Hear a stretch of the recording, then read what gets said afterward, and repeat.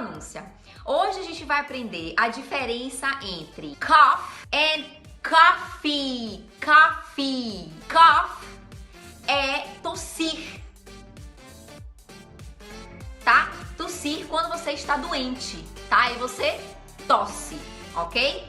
É o verbo tossir. Ó, a pronúncia cough, ok? E coffee, coffee, coffee. Coffee é o café que você toma, tá?